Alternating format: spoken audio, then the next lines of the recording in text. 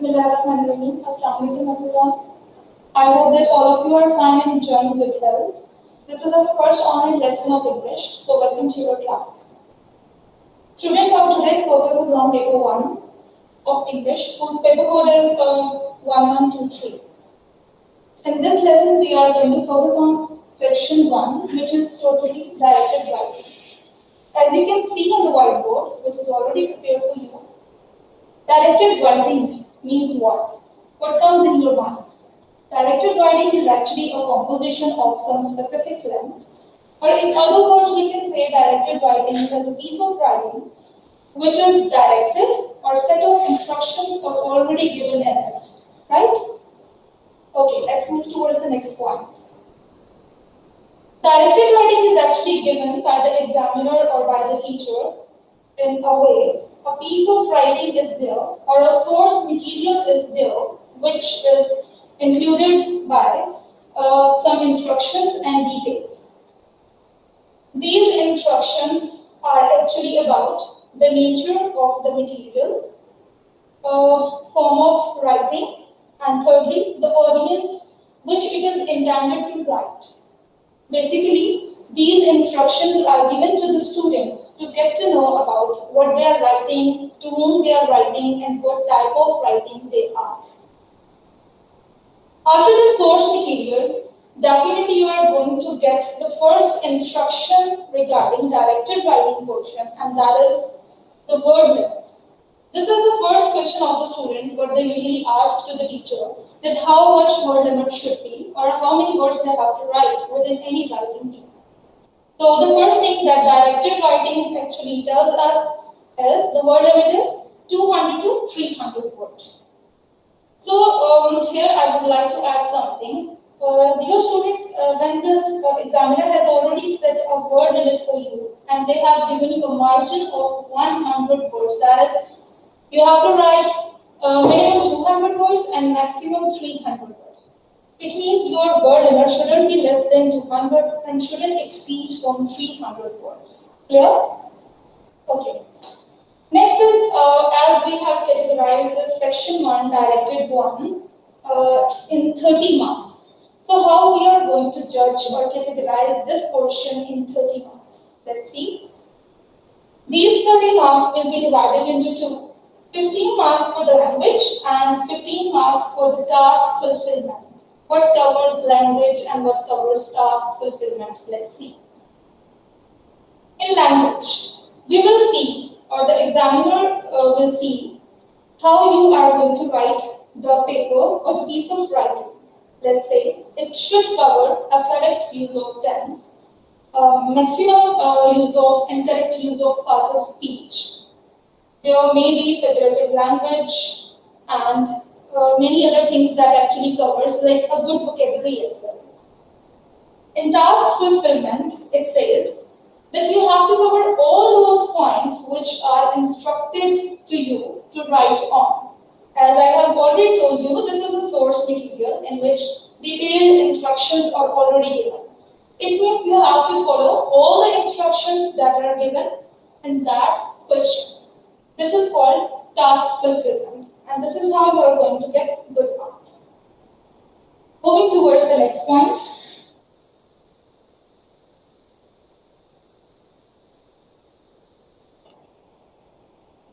Before writing any directed writing portion, we must focus on few points that comes in our mind.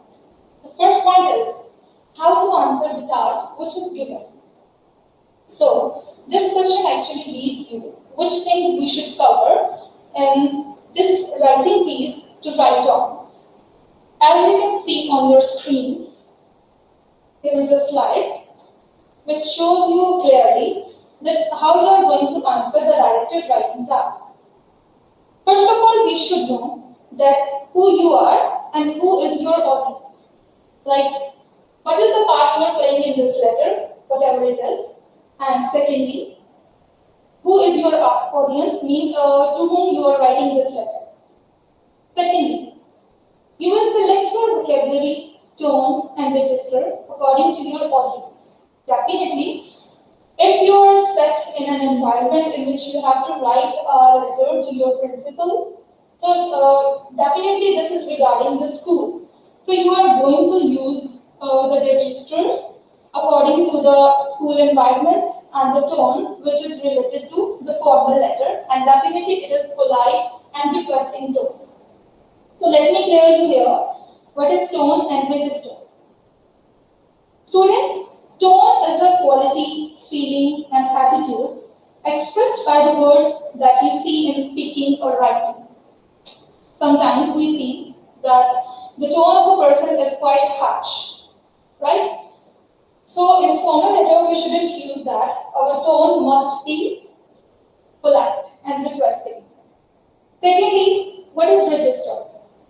Students, register is any of the varieties of language that a speaker uses in a particular social context. Like, as I have already cleared this thing, if you're talking about in the school situation, so you are going to choose the vocabulary according to the school environment. If you are talking about any medical field, then definitely the terms or the words that you are going to choose for your writing piece will be according to the environment or situation which is given to you. Then the second question comes, which is, why are you writing? Why are you writing actually clears the purpose of your writing. And this purpose we can identify from the text or from the source material. The question statement actually tells us the purpose of our writing. And what are you writing actually determines the situation and the task we are going to write. Students, directed writing task actually covers different tasks that are formal letter, informal letter, report writing, speech writing, account writing, magazine article, and newspaper article. But today, our focus is formal letter writing. Students, as our focus of today's lesson is on formal letter writing, so first of all, let me clear that what is formal letter writing. Formal letter writing is a sort of writing in which we are going to write a letter to the principal, to any kind of authority, and we are not in family relation with, right? So formal letter are written to some principal. This can be written to the editor of any newspaper, to any company, to any client, or to any employer as well, having some formalities and distance. Then, the three things that we should focus on before writing a formal letter that are the purpose of formal letter writing. Formal letter writings are actually written to request someone to ask for information or to give any type of information, to complain about something or to confirm details, right? Then, before writing, we should set our tone. As we know that we are going to write a formal letter writing, so definitely our tone must be polite and that should be formal. So what does polite mean? We should always be requesting even if we are complaining to someone. Then we must avoid slangs and we must avoid contraction, means short forms of any word, right? Then the third thing that we should consider is the audience to whom we are writing, and this audience is already set in the task. Whenever we actually read the question statement, we got to know that who is the audience to we are writing the letter, right?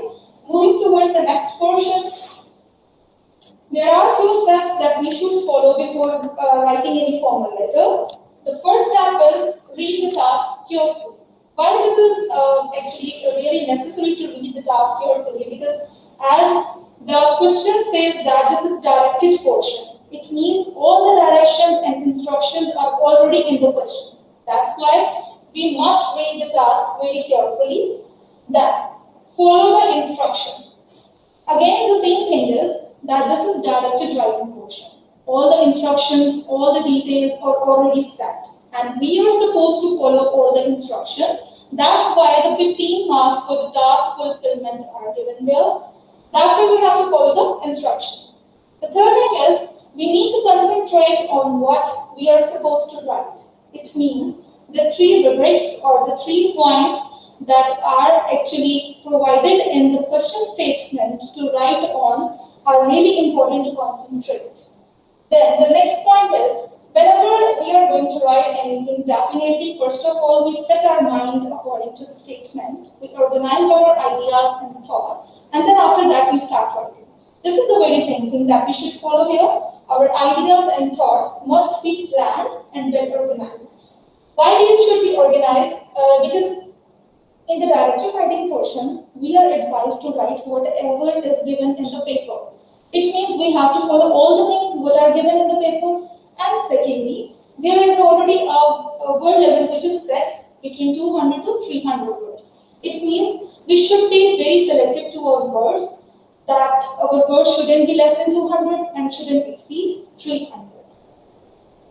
Students, before starting this formal letter writing, there are a few more things which are to be focused on, and that is the structure of directed writing class. So, as I have already told you that 3 points are already discussed which are in the question statement, then you have to actually explain all those 3 points which are already set and directed to write down.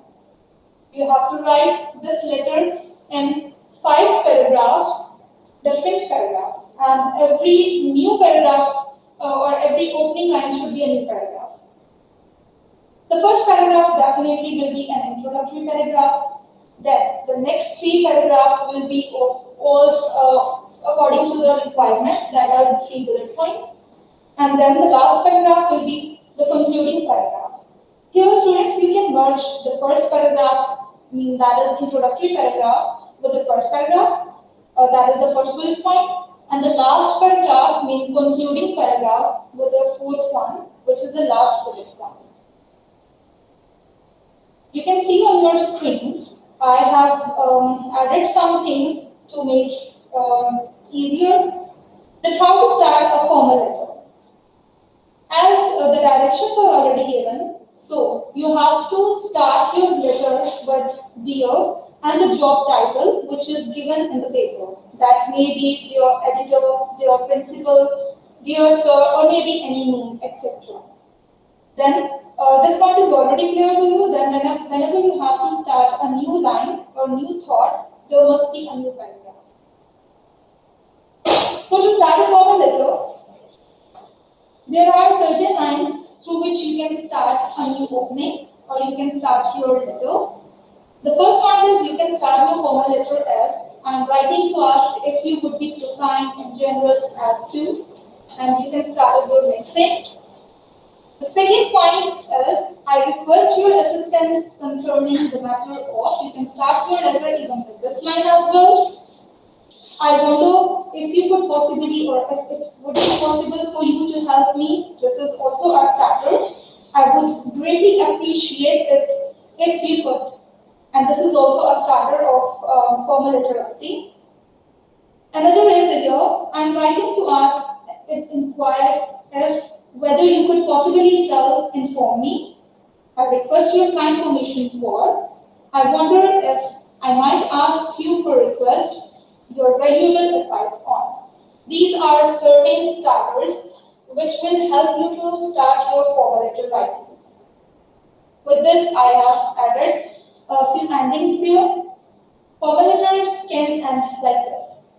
I hope that my request will not be a source of inconvenience for you. I hope that you will forgive me for taking up your precious time. I always look forward to hearing from you. I hope information which I am providing will be helpful. So these are the formal letter endings that you can add up or you can end up your letter with.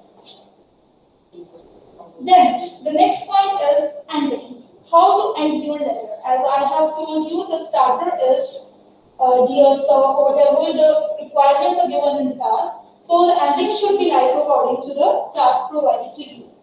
So ending should be given as yours sincerely, along with your signature if required, and even you have to mention the date if the writer or examiner has asked you in the question as well. So students, I hope this video lesson will be helpful in understanding the formal letter and directed writing as well. So I have set a directed writing task for you, which is a formal letter. Okay students, the task is, one teacher in particular has helped you a great deal in this year. So you decide to write a letter to the local newspaper to make readers aware of the efforts your teacher puts in. What is required in this letter? Write your letter. It must include the following points. These are the 3 points that you have to focus on. You have to provide the details about the teacher, where the teacher works. Secondly, a description of how the teacher has helped you and how you have benefited from it. Thirdly, suggestions about how the teacher should be rewarded. So you need to cover all 3 points above in detail. You should make your letter polite and informative. Start your letter with your editor and remember to add an appropriate ending. So I'm going to provide you a few tips regarding this formal letter. As we see that there are 3 different points which we need to focus on. In the first paragraph, which is introductory and including the first bullet point, it says that you need to provide the details about the teacher, where the teacher works. So definitely in the first paragraph, you are going to explain the topic of the letter and you are going to provide a brief introduction of the teacher. Who is the teacher, which type of subject he is teaching or she is teaching, and where he works. So these are the details that you are going to provide side by side along with your introduction, which is to be done in the start. In the second paragraph, students, you have to describe how the teacher has helped you and how you have benefited. It means, first of all, this point is actually telling you 2 segments, right? The first segment actually asks you that how the teacher has helped you specifically, and in the second half, within the same paragraph, you have to tell that how you are getting the benefit or you got benefited from that teaching, right? So first of all, you are going to give the description that how the teacher has helped you. Maybe the teacher has helped you by giving some extra classes, by arranging some extra worksheet, extra work, like this, right? And then how you got benefited. Might be possible that you were not good in that subject, but after getting so much knowledge or so much extra classes or extra attention from the teacher, you have got a very good grade in that subject, right? So moving towards the third point, which is according to the suggestions and reward. So being a teacher, what I think that might be teacher is shy and he or she doesn't feel good to have that reward or any kind of cash prize, any kind of Nobel prize, etc. So the best prize that we can give to the teacher is, might be as you are writing this letter to the editor. So thinking this situation in your mind, we can ask the editor to publish this letter along with a photo of the teacher to acknowledge his work and let others know about his dedicated work and dedication towards the profession as well. So according to me, this might be a good reward for a teacher that can be done, that others would know about the teacher as well. Because the teacher was hiddenly doing any kind of helpful, So in this way, others may know about that teacher's profession and the work he has done specifically for you. So this is my point of view. You can even add up your point of view. You can choose the subject of the teacher according to your choice, or you may write about the teacher by whom you are inspired and how the teacher has helped you. Maybe there are several ways in which the teacher has helped you and how you got benefited. That can be different. This is up to you how you are going to write it. I have just given you an idea that how you can start it up and end up, and definitely how you can deal with it. So after this video lesson, students, you are going to get a link of this worksheet. Over there, you have to write a formal letter writing, including all those steps and points which are already mentioned in the video lesson. So you have to keep those things in your mind and start up your formal letter writing accordingly and submit it on time, please. Thank you so much. Allah Hafiz.